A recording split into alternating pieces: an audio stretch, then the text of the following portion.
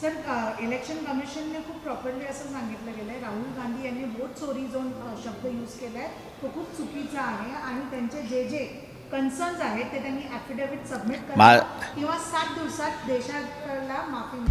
आता isakal.com आहे देशातील नंबर 1 ची मराठी न्यूज वेबसाईट. प्रत्येक अपडेटसाठी isakal.com ला नक्की भेट द्या. प्रश्न त्याच्यामधला हा आहे की म्हणून म्हटलं की त्यांनी तो चॅलेंज स्वीकारला पाहिजे, ज्यांना दिला इलेक्शन कमिशननी त्यांना.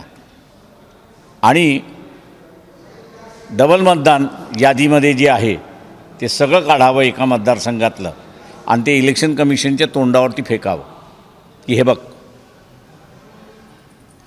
प्रश्न हा पण आहे सर की हे फर्स्ट टाइम नाही सांगितलं इलेक्शन कमिशन, याच्या पहिले पण सांगितलं. ते माझं म्हणणं असं आहे की आता जो ते माझं म्हणणं असं आहे की आता तुम्ही जर त्या चॅलेंजमध्ये उतरला असाल तर माझं म्हणणं असं आहे की ते चॅलेंज उतरलं पाहिजे आणि पूर्णत्वाला घेऊन गेलं पाहिजे. नुसतं हंगामा उपस्थित करून उपयोगात नाही. तर तुम्हाला शेवटपर्यंत ते असणार, पण त्याचा निर्णय काही हो. माझं म्हणणं असं आहे की जसं आज आम्ही 6 नंतरच्या मतदानाचं इलेक्शन कमिशन स्वतःहून म्हणते की आमच्याकडं रेकॉर्ड नाही, पण खालचं कोर्ट आणि वरचं कोर्ट दोन्हीही ऐकायला तयार नाही आहे. आम्ही शेवटपर्यंत लढलो, आमची याचिका फेटाळली, याच्याबद्दल दुमत नाही, पण लोकांसमोर तथ्य तर गेलं.